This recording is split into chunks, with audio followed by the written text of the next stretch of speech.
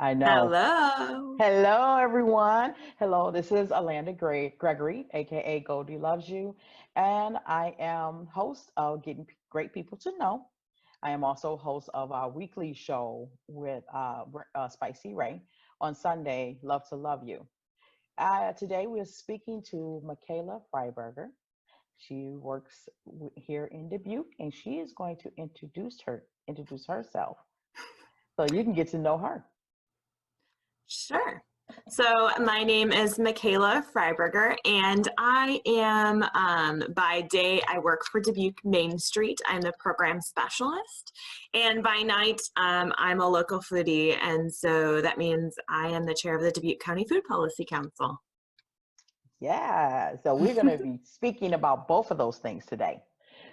So you work on the Dubuque Main Street. Now, tell everybody that may not know, and entrepreneurs out there that may want to do work in downtown Dubuque and mostly around Main Street. And can you explain that to them on what that means and what good is it for them to know who you are? Sure. So my role with Dubuque Main Street as program specialist is to really promote what Dubuque Main Street is capable of. And our mission is to bring people downtown to live, work, and play. And so that doesn't just stop there. It comes, with a lot of exciting things like filling vacant storefronts with pop-up shops for the entrepreneurs in our most vacant districts. And then also we look for other opportunities and avenues at our organization to find a great fit for businesses in downtown Dubuque, and kind of using some market studies that Main Street organizations have found to be very successful in recruiting small businesses and entrepreneurs. Our role also is to do things like events. So I do a lot of our event planning as well, as our organization has our office manager and farmers market manager running the Dubuque Farmers Market, which opened this last Saturday. So kudos to Jolynn for getting that up and running.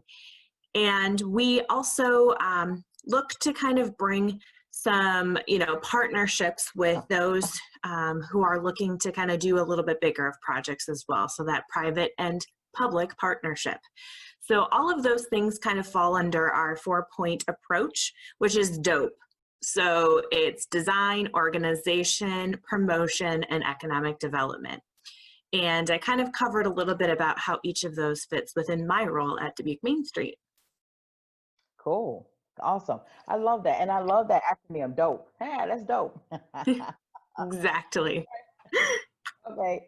So you talked about you're a foodie, and the other initiative you do with the food desert. So speak on that and how that's important.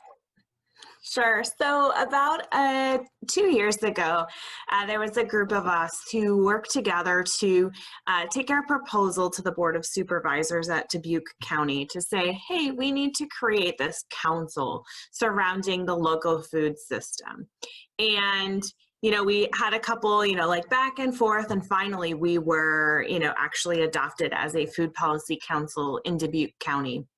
We currently have 9 members, one of which serves as an ex officio member. So that means she can't vote, but she has a lot of awesome resources that she brings to our table. So we could, not just say, go away until you're capable of joining our council. So we have her on our council as well. Each of us serves in a different capacity of the local food systems. And so all of us have kind of our fingerlings in everywhere. One of our really kind of overarching goals is to focus on the food insecurities within our community here in the city of Dubuque, and then also reaching out into Dubuque County.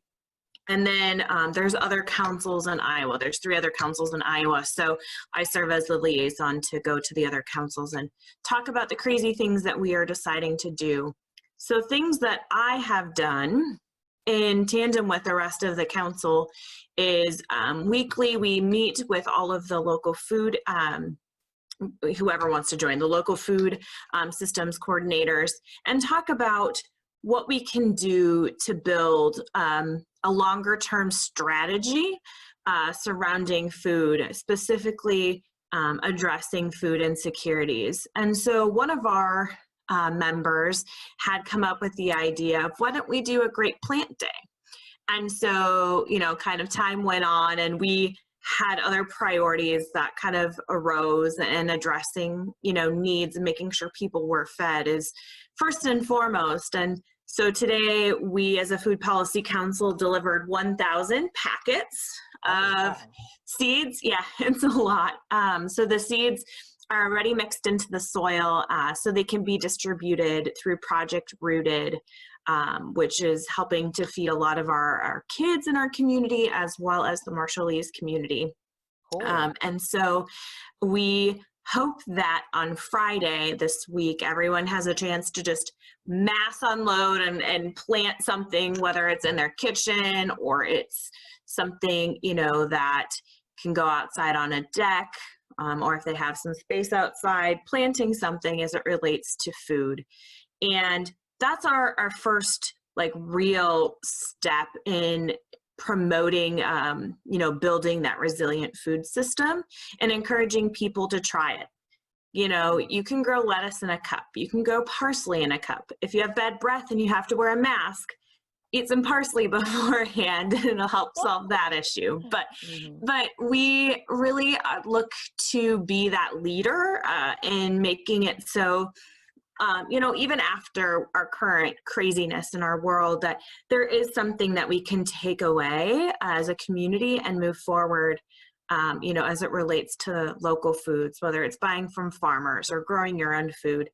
That's our current capacity and our current initiative, focusing on really tackling that food insecurity. So when you talk about the food insecurity, we're here in Dubuque. Now, mind you, I come from Chicago, and it's a big metropolis, but I really saw how generous this town is with support, generous in support of food pantries, all types of, what I mean, just food giveaways, food pantries, the kitchen is open to feed. So when someone like me, I didn't understand what a food desert was. Someone that is maybe new to this area or looking to move here. Can you explain a little bit about the food desert? What is that exactly?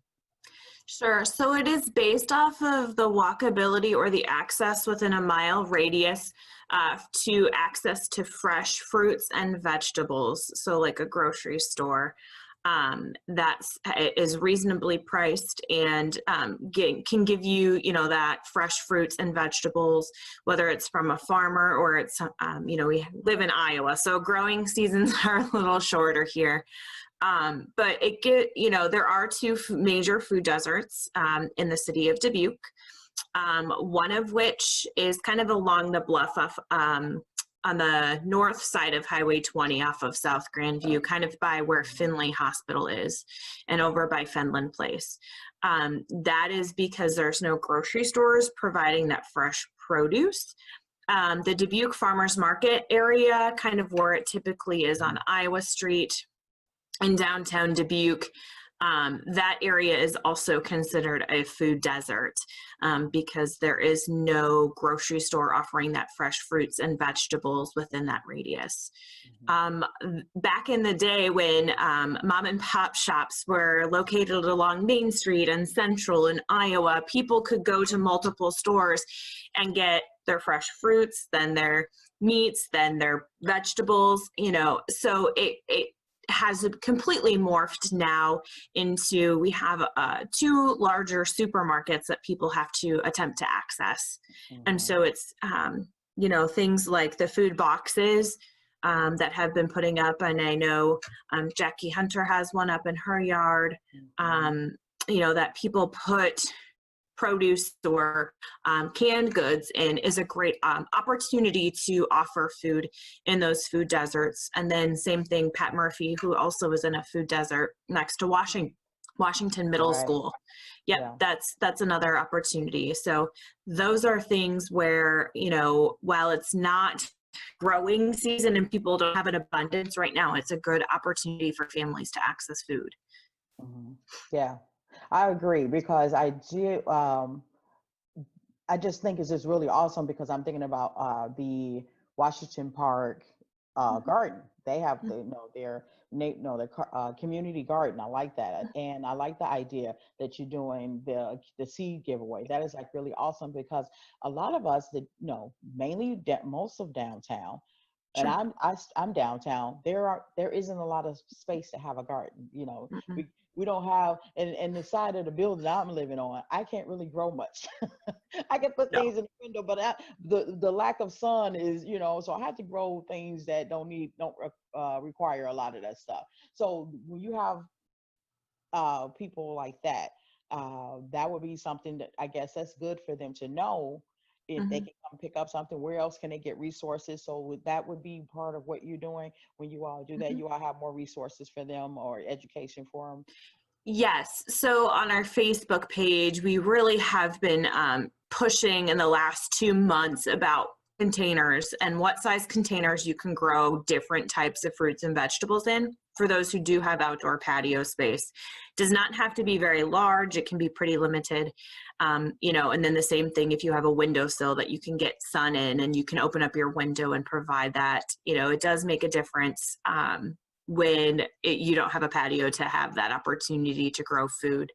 Things like, herbs and that push has really come a long way in the last 10 years to get people to grow them inside and use fresh herbs. And that's something that I'm really glad started 10 years ago, and we're now trying to educate everyone on the back,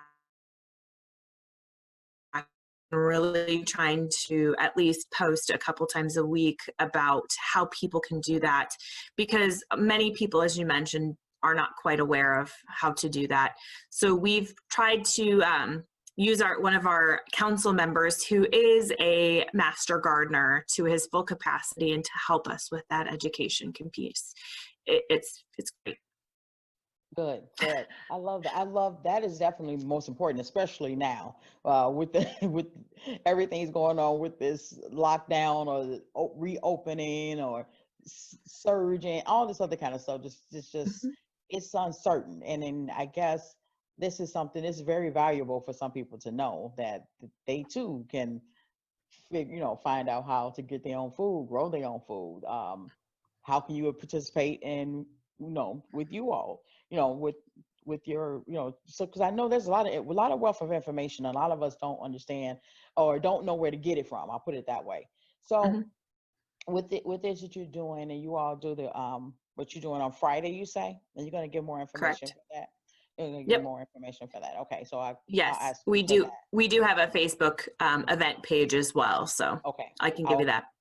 Okay, yeah, I'll ask you for all that towards the end. Now, with Dubuque Main Street, now a lot of Mhm. the uh, folks want to do business in downtown Dubuque, right, around Mhm. Main Street, and they are having an issue. Like, say, okay, I'm looking and I want to open up I want to do pop-up shop. Like, when do you do that? Are you going to do that again? What is that? I heard about it. What is it? Sure. So our hope was to do something again this year in tandem with some other major events that are happening in the area. Unfortunately, we have had to shift our plans as well, as many others have. And so there has been great conversations with those who are business owners along the Central Avenue corridor. And the business owners were really encouraging to kind of take a lead on this component, because we want them to feel comfortable with those who are coming in to do a pop-up shop and hopefully build a relationship for a longer term stay, as we've had with some others who have been, kind of building up that pop-up shop component. And I have been, kind of noodling on some plans for us that if we are unable to gather, and to fill these storefronts for large masses of people to come through as a pop-up shop, some other, innovative ideas on decorating storefronts. And so, there are grants that need to be secured in order to complete this and additional funding that is needed. But right now we do have, some vacant storefronts that just need a little cleanup. And if it has something nice and showy, when you look inside of it, it might attract an entrepreneur to give it a try, or give an entrepreneur an idea of what they can do with the space. Okay. In addition, we really, as a Dubuque Main Street, think that the downtown cultural corridor is a vital asset for our community. So tapping into that cultural corridor as it relates to artists is very vital. So working with local artists and entrepreneurs to fill those spaces, not only with, here, this is what this could look like, but also to promote if they're hosting events into the future, and giving people a different way to relay, other than a poster or a flyer or a Facebook event. Because we do have many of our community members for accessibility that walk. And so that gives them an opportunity to see these things in a window, while they're walking, or they can grab a flyer off of a door versus having to walk into a shop where they have to buy something to see a poster, or to have a Facebook of, to be able to see what's going on. So our hope is to reach a different demographic than what we do with our current capacity in the downtown cultural corridor. And, hopefully there's another pop-up initiative that's able to come from this as well. I know. So with the lockdown, with the quarantine, and the slow opening of everything, right? So I know you have, Dubuque Main Street had a few events that were going to be in the works. The jazz at the downtown, right? Your what is Music it? on Main Street. Yep. Yes. Music on Main Street. Yep. Yes, Music on Main Street. And then we had to postpone Putting Around, right? Yep. Putting Around. So what are those? What's going to happen with those? Those are two main events, because we did the bar crawl early this year, and those were that was phenomenal. Now that it's uncertain, what's going to happen now with those events? So stay tuned to our social media channels, as well as our website and local media. At the moment, we are uncertain with the governor what she is going to make for recommendations into the month of June, July, or even August as it relates to larger outdoor festivals. So we're in the same boat as many of the other event organizers, as we're kind of reliant on her guidance, I guess, or her, proclamations as to what we can and can't do. And so just stay tuned to what those events are going to be doing. We really took winter to focus in on revamping Dubuque and All That Jazz, and switching it to Dubuque Main Street presents the Music on Main Street. And that is an event we are really excited about releasing, but we want to do it appropriately and in good taste for the community. So we added community booth spaces for engagement. We expanded our kids' capacity. We really wanted to work more extensively with the higher institutions here in the city of Dubuque to bring their students down for volunteering. However, with everything going on, we are kind of trying to figure out, as everyone else is, what that looks like for our organization. But Putzin Around Downtown is a different type of event. People are in groups of 4 as they kind of shotgun start, which means they start at different locations. So everyone starts at a different 18-hole.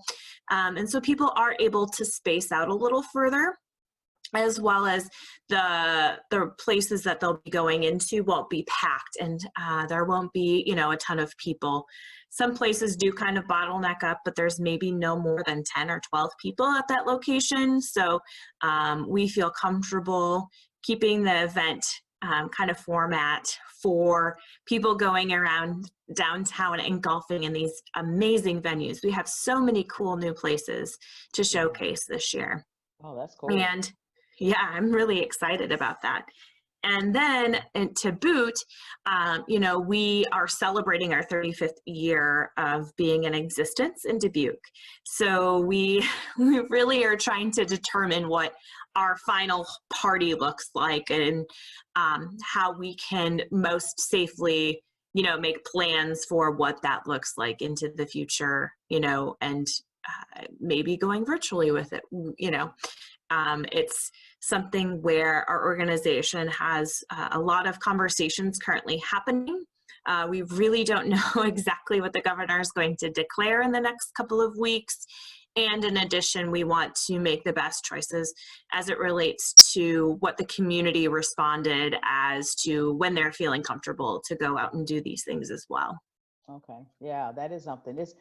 It's something. It is really it's just very strange times. It's very strange times, but Yeah. I know eventually it's going to get better. But I think it's very important that we, even though there's a lot of things that stand still, it's good to know that you all are still, you still exist, you're still around, you do have Mhm. resources, no matter how we do it virtually. You're a business, you still open a business. Um, I would encourage it to still try, you have an idea and that you're around the area, definitely still keep in touch with Dubuque Main Street, because there's a lot of resources. They're phenomenal. I'll put it that way. I just love the town because a lot of this information, when you're in a bigger city, it's available, but you don't really know because there's so many different people that you have to go through to talk to find Mhm. out, because everybody don't have is on this. I won't say on the same page, but everybody have different things going on. So I think Mhm. it's really good that you all work collectively, the business organizations that help smaller businesses. I think that is really good.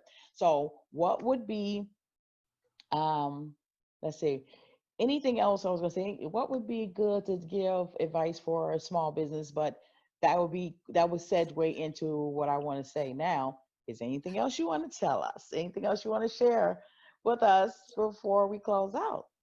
Sure. So every day I have been checking on Facebook to see if there is anybody doing anything innovative in downtown Dubuque, whether it's, painting with your friends over a Zoom or something like that.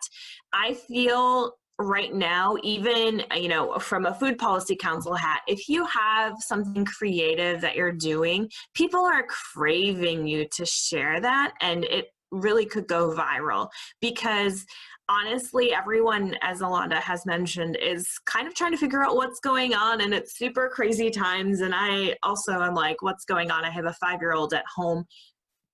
Yeah, it's crazy. But it comes down to we're not necessarily on the same ship together, but we're in the same storm. And so when we can bridge our paths together just to start to look for that ray of sunshine or to keep us all afloat, that's really crucial, and that's awesome to share. Absolutely. I love that. And this is why I had this idea. I'm thinking we're all on Zoom. We meet almost every other day with somebody. It's if Mhm. you in an organization or you got work, you're meeting on Zoom with somebody, you're meeting on Zoom with friends, you on Yep. doing live, doing conferences. I thought to put this platform together because right now, as we're all incubating, basically, I Yeah. think it's really important to highlight people in the area, and I'm doing it in other places as well, Mhm. but definitely here because we still need to know. I mean, we can. This is not. We're not going to be shut down forever. So this is still a good time to put your plan together. And what better way to put your plan together is talk to Michaela Freiburger, and go to Dubuque Main Street, find out find out some things. You all, well, I won't say volunteers, but when you do, you'll be looking for volunteers and things Yep. like that, and the Food Policy Council, those type of things. So those are the things people need to know and to understand, so they can have some type of inspiration. That's why I do this too, because people need inspiration also. Like just do it. Get some inspiration. Get a team of people. Get somebody that can help you. Whatever. That's what I did. That's why me and Michaela, we're so good. We're so good together, and we born on the same day. Just happened to be. This happened to me. All right. So, is it, I know I'm also silly because I've been like stark raving mad all day. So is there anything else you want to share before we sign off? Also include your links on how they can follow you, the food policy council. Thank you. I was getting tongue tied. And yes, how they can follow you. We'll give more information that Mhm. how folks can get in touch with you guys. Sure. So Dubuque Main Street, we have a website and it is downtowndubuque.org. And then we also have a social media channel on Facebook, which is Dubuque Main Street. We are on Instagram as well, and that is Dubuque Main Street. And so the Dubuque Farmers Market is part of Dubuque Main Street, so it's dubuquefarmersmarket.org. And then you can follow Dubuque Farmers Market on Facebook and Instagram.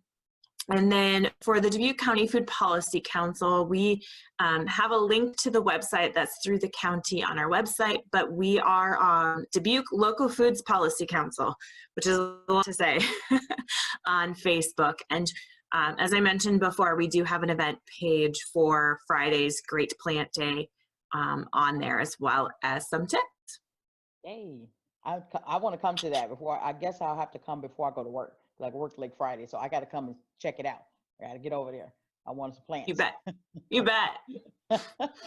All right. So I just want to thank you again for doing this with me, sharing the knowledge and letting other people know other resources out there, telling little bit about yourself and what you do and how important you are. You are very important. You like what you all doing is very important.